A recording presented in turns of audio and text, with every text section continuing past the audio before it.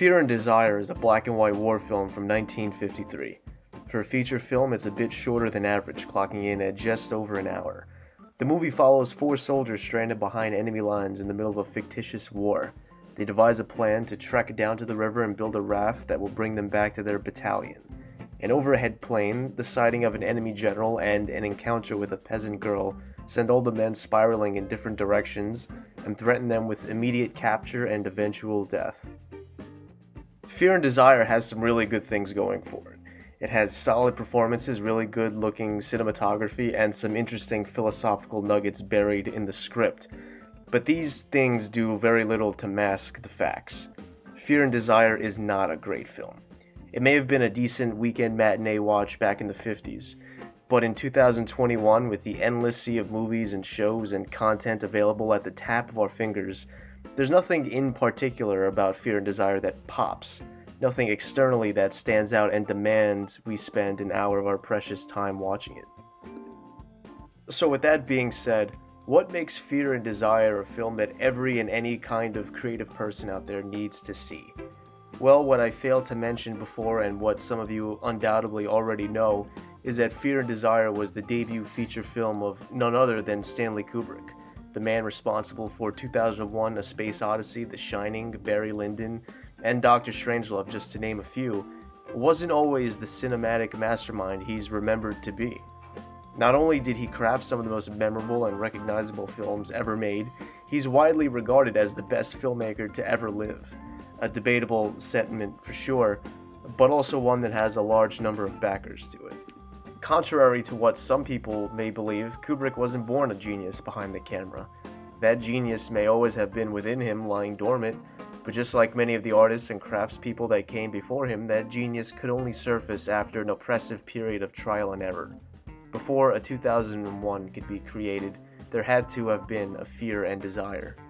One major flaw of doing creative work that many people experience in some form or another, at least in the beginning, is the development and cultivation of a loathing for the work you're doing. It looked or sounded better in your head. It's a waste of time. It's just not good. As a matter of fact, it's terrible, disgusting, embarrassing, and should be deleted from existence immediately. Kubrick was no stranger to this despairing feeling. He absolutely hated Fear and Desire. In the years that followed its release, he said some pretty nasty things about his own film. One time he called the film a presumptuous failure. Another time he stated that Fear and Desire was, quote, not a film I remember with any pride, except for the fact that it was finished. Despite belittling the quality of his own efforts, Kubrick actually highlights a fundamental creative truth in this statement. While there may have been little pride to derive from the film's finished quality, Kubrick ultimately completed the film, and in my book that is definitely an achievement in itself. One of the easiest things we can do is mindlessly criticize. To say a movie, book, painting, or piece of furniture sucks and hurl unconstructive criticism at it is as simple and effortless as breathing. What's difficult is throwing yourself into the shoes of Stanley Kubrick circa 1953 and pushing forward to make your first feature film in spite of the bubbling fears and doubts.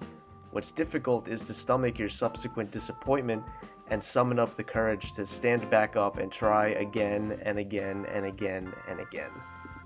Needless to say, criticism is a domain we're all masters in, and although it can be used as a weapon for putting others down, criticism can also be utilized for good, and in certain situations can even be a tool we keep in our own arsenals, a tool we can rely upon and harness in even the most dire of creative straits. The writer and showrunner Dan Harmon is most well known for being an instrumental part of the shows Community and Rick and Morty, but he's also an invaluable dispenser of sage writing advice. By contrast, if you simply shit it out and consider it your job to do it wrong, do what you would do, people take lumps of shit, throw it on a table, and they refine it. A lot of times there's collaboration involved. We're all so good at recognizing what's shitty about something and how we fix it, and then we're all so bad at making something. Yeah. So just make something bad and then criticize it until it's kind of good. Yeah. It's solid writing advice for sure, but I think it can also be shoehorned into other crafts and art forms such as filmmaking.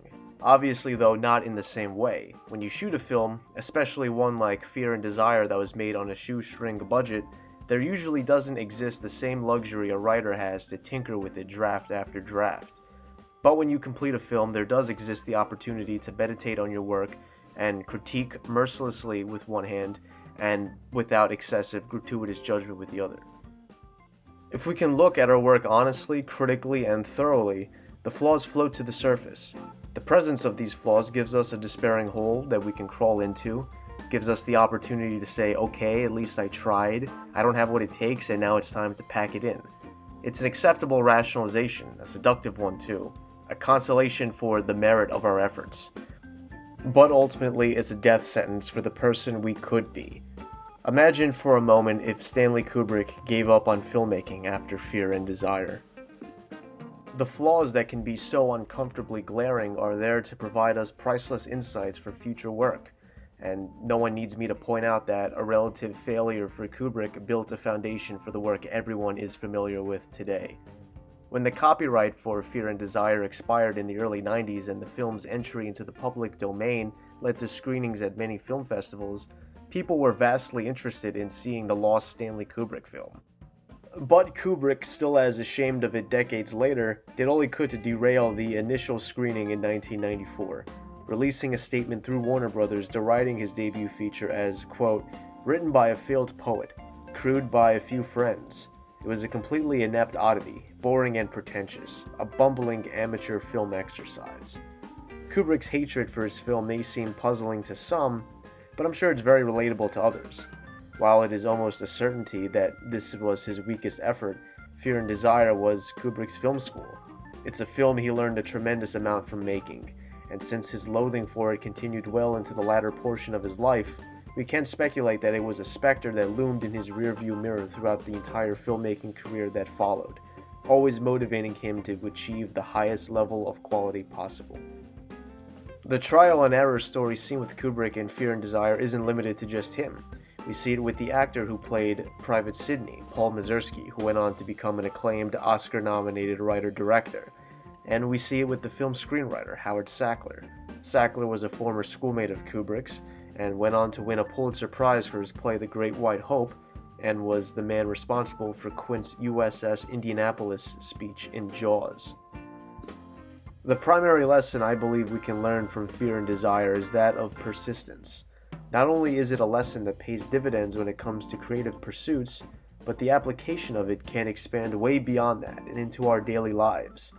We all have dreams and aspirations, but when we just get started, it's far too easy to get distracted and demoralized. In those beginning stages, there exists a gap between the quality of work we're doing and the quality of work we want to be doing. On our journeys, it's important to take a step back and remember that the only thing that will begin to close that gap is working on the weaknesses. It's always worth remembering that even Stanley Kubrick struggled through these growing pains. He wasn't born a master, and no one is. That all of us who do creative work, we get into it, and we get into it because we have good taste. But it's like there's a gap that for the first couple of years that you're making stuff, what you're making isn't so good. It's trying to be good. It has ambition to be good, but it's not quite that good. You can tell that what you're making is kind of a disappointment to you. You know what I mean? A lot of people never get past that phase. A lot of people at that point, they quit. Most everybody I know who does interesting creative work, they went through a phase of years where they had really good taste. They could tell what they were making wasn't as good as they wanted it to be. And the thing I would say to you is everybody goes through that. You got to know it's totally normal, and the most important possible thing you could do is do a lot of work. It's only by actually going through a volume of work that you're actually going to catch up and close that gap, and the work you're making will be as good as your ambitions. It takes a while. It's going to take you a while. It's normal to take a while, and you just have to fight your way through that. Okay? How the hell am I going to get my money back? Stanley said, you're going to give it to me. You're going to give it to me. And when we drove down the hill, Frank Silvera and I were in the back of the car, so determined, I'm going to get it. I'm going to get the $5,000. I'll get the $5,000, that he spat on the windshield of the car. It's kind of determination in a young man. And I realized then if I want to get anywhere in Hollywood, I'm going to spit my way through it.